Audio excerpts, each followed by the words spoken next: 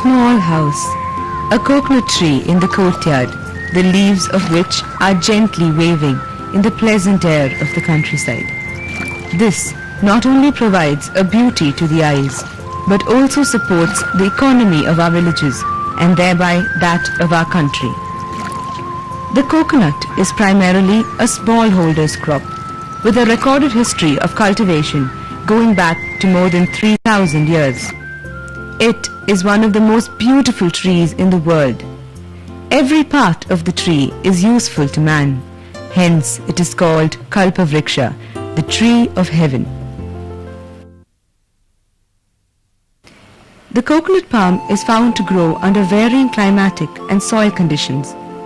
In India, most of the area under coconut cultivation lies in the southern states, that is, Kerala, Tamil Nadu, Karnataka and Andhra Pradesh. In the world scenario, India ranks first in coconut production, followed by Indonesia and Philippines. Coconut palms are broadly classified into two groups, the talls and the dwarfs. The tall cultivars are the most common type that occur throughout the world. The largely grown talls in India are the West Coast tall and the East Coast tall. The dwarf cultivars are shorter in stature and lifespan compared to talls.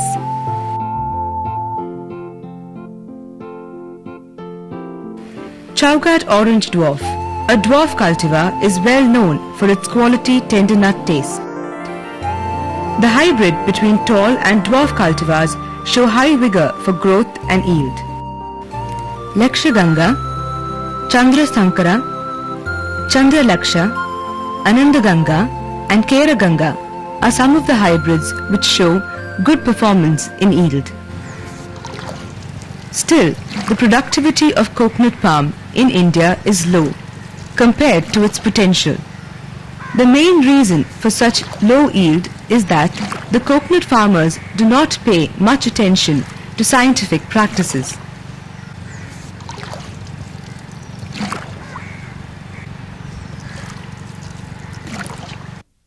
The basis for every improvement in crop productivity is the use of good quality planting material.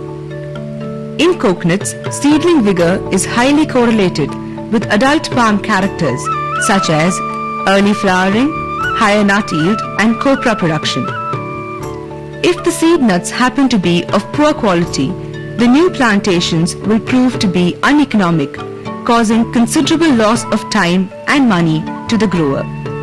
Mother palms should be regular bearers with an annual yield of more than 80 nuts. They should have reached the full bearing stage and have been giving consistently high yields for at least 4 years. Avoid very old palms above 60 years of age.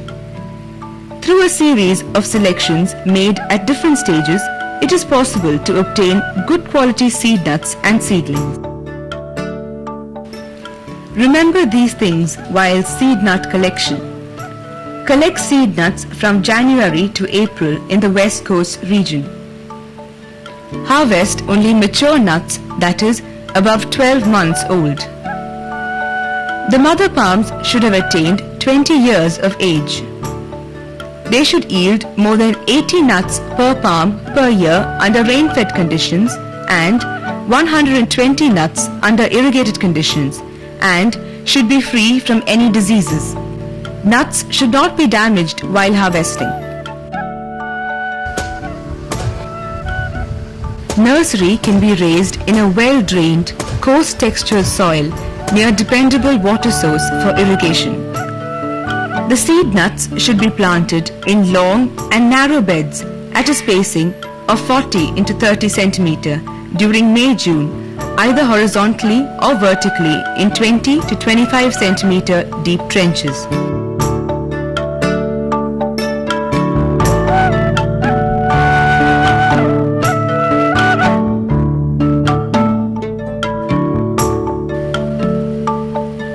The nursery should be well maintained by regular weeding. Periodically examine for any incidence of pests and diseases and adopt control measures if necessary. Remove those nuts that have not sprouted even after 5 months of sowing. The nursery requires light and frequent irrigation once in 3 to 4 days.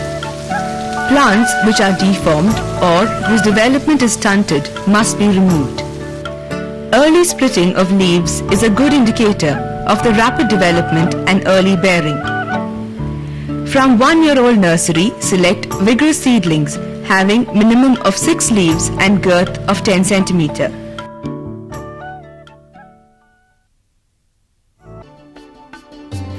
Germinated seedlings are transplanted in poly bags filled with potting mixture.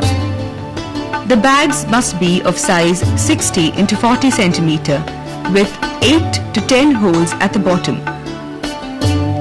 The potting mixture is prepared in 2:1:1 ratio of topsoil, sand and compost mixture. The advantage of polybag seedling is that there is no transplanting shock and the seedlings are with better vigor.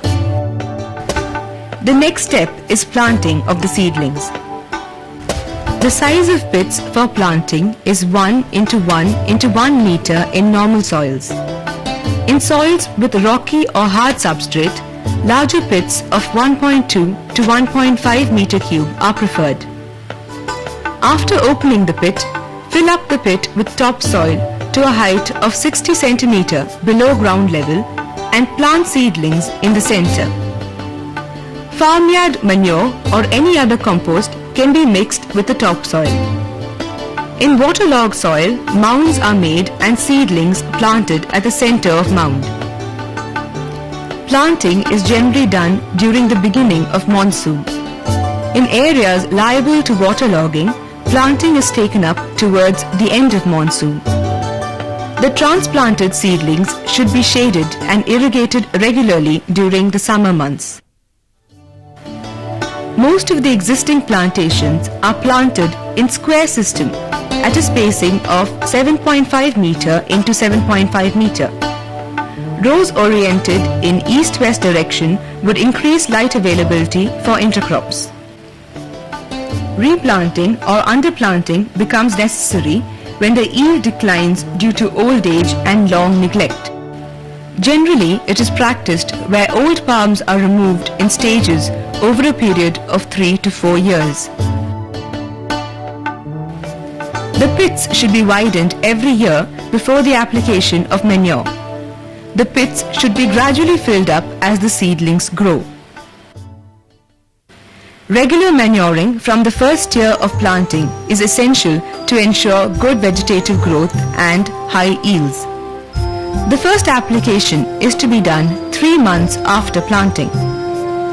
Fertilizers such as urea, rock phosphate and muriate of potash or coconut mixture may be used to supply the required nutrients. Rock phosphate is an ideal and cheaper source of phosphorus in laterite and acidic soils. Fertilizers may be applied in 2 split doses for rain-fed palms. After the receipt of summer showers, 1/3 of the recommended dose of fertilizers may be spread around the palm within a radius of 1.8 meter and mixed with soil.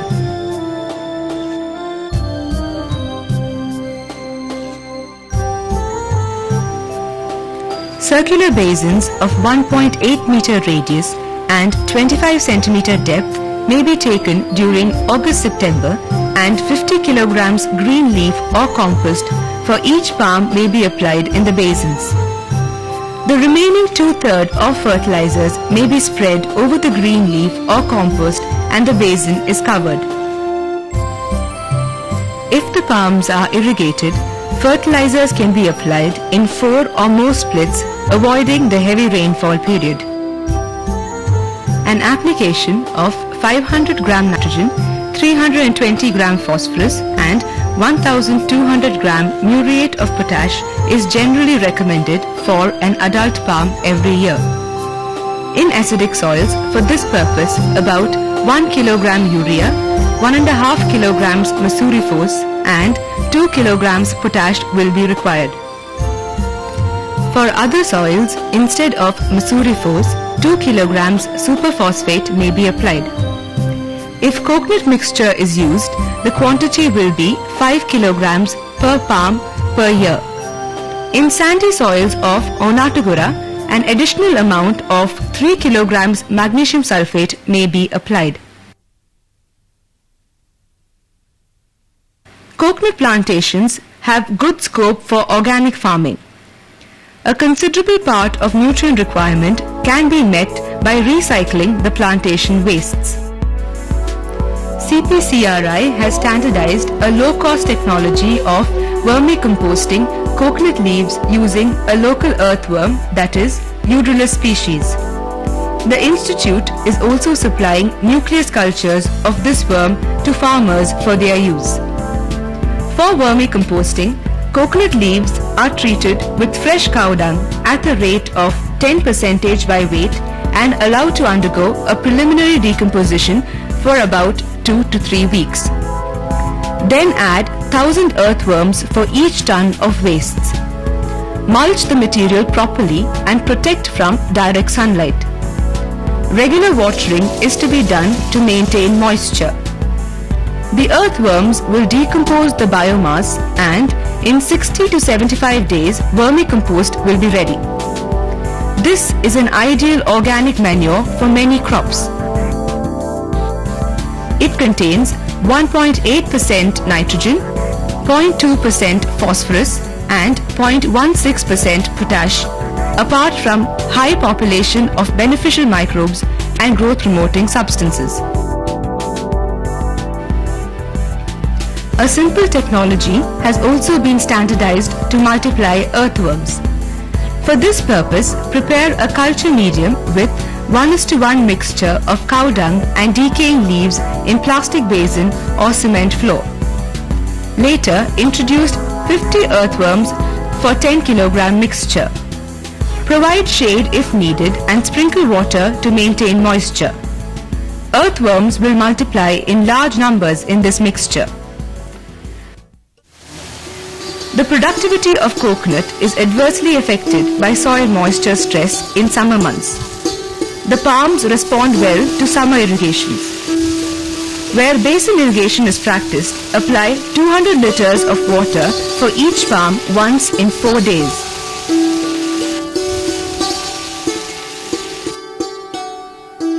Under West Coast conditions, 2 cm irrigation through perfo sprays once in 5 days during December to February and in 4 days during March to May has been found good in sandy loam soil.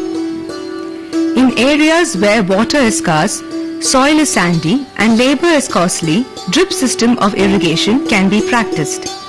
The quantity of water is 30 to 32 liters per palm per day for Kasargod conditions during summer period.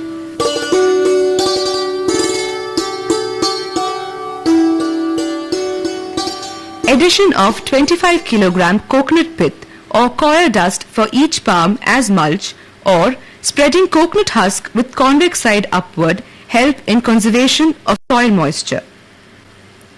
The plantation should be kept weed free by regular weeding or intercultivations. Leguminous cover crops with nitrogen fixing capacity such as Calpagonium, Pleureria, Mimosa, Cowpea and Sanem, etc. can be raised in coconut basins to generate organic manure and supply nitrogen.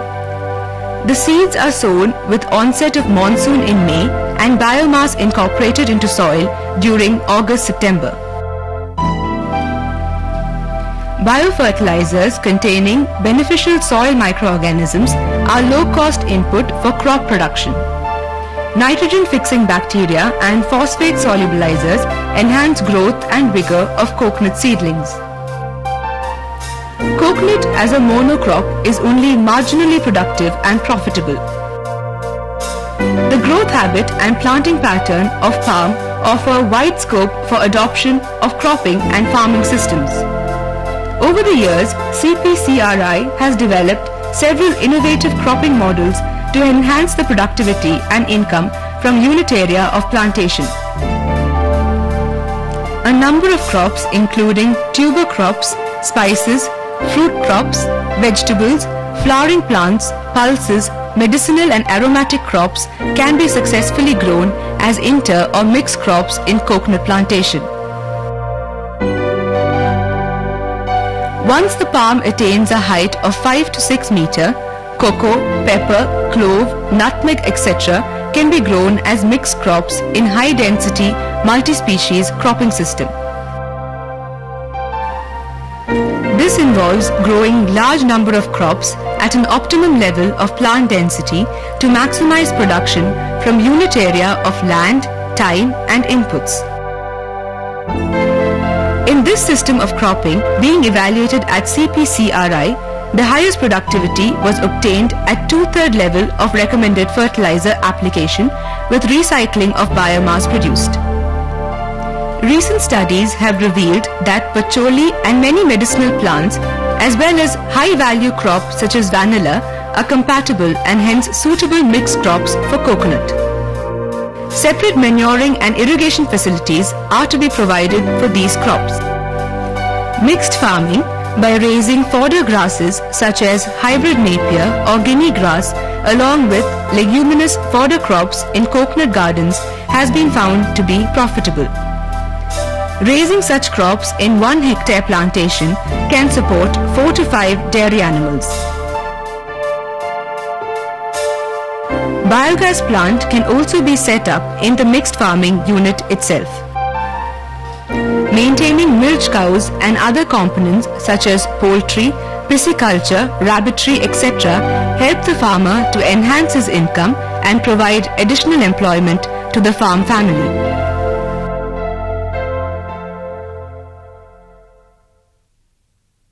സാധാരണയായി എൻ്റെ ഇടവിളകളിൽ നിന്നുള്ള വരുമാനം കൊണ്ട് മാത്രം ഈ കൃഷി ചെലവുകൾ ഇന്നുള്ള പണം കണ്ടെത്താൻ സാധിക്കുന്നുണ്ട്. കാരണം വാഴയിൽ നിന്ന് തന്നെ വലിയൊരു വരുമാനമുണ്ട്. ഈ ടിഷ്യൂ കൾച്ചർ വാഴകളിൽ നിന്ന് തന്നെ വലിയ വരുമാനമുണ്ട്. അതുപോലെ തന്നെ പൂവൻ വാഴ, മറ്റ് ഏത്തവാഴ, എല്ലാ വാഴകളും നിലവിലുണ്ട്. അപ്പോൾ അതിൽ നിന്നൊക്കെ കൃഷി ചെയ്താൽ നമുക്ക് വലിയൊരു മുതൽ മുടക്കില്ലാതെ തന്നെ നമുക്ക് മെയിനായിട്ട് കിട്ടുന്ന ക്രോപ്പിൽ നിന്നുള്ള വരുമാനം മാറ്റി വെക്കാൻ സാധിക്കും.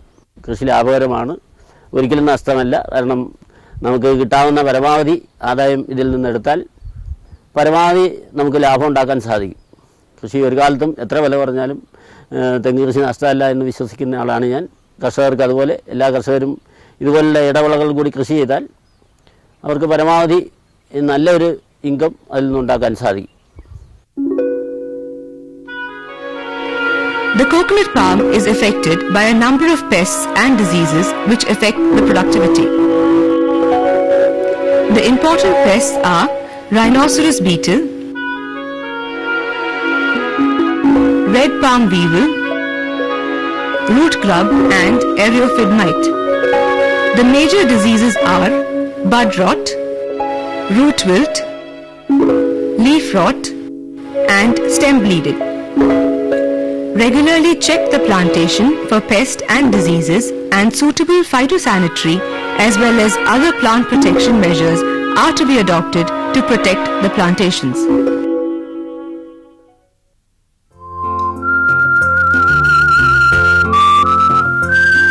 There are numerous opportunities within the coconut sector in which small-scale producers can add value to the coconut.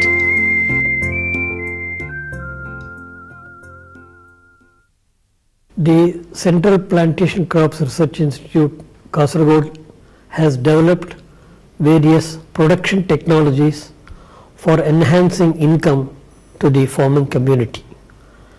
Several innovative crop models have been developed through intensive research activities. The mixed cropping system, in which different crops can be grown using the available space and generate more income through various processes. In this, the development of the mixed farming, integrating various enterprises like poultry, pisciculture and rabbitry can also be incorporated in the farming system to generate more income to the farmers. which will be also beneficial for economic returns. This also would lead to employment opportunities. The farmers also will get the benefit of the technologies on fertilizer management, water drip irrigation, and the vermicomposting, which is an essential component of organic farming. Thus, we have developed the technologies for organic farming, where the earthworm species is playing a great role. Another production technology developed by the institute is the mushroom cultivation, and this has also helped in generating more income to the farming community, particularly of coconut community. Thus, the coconut farmers can adopt these scientifically proven technologies for generating more income and also for employment potential. This will be of very great help in their own economic life.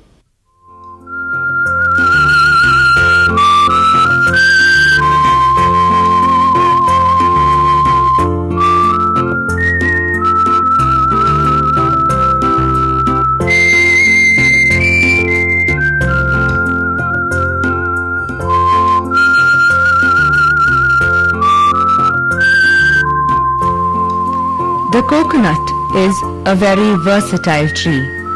It yields perhaps more products of use to mankind than any other tree in the world, thus amply justifying the name Kalpavriksha.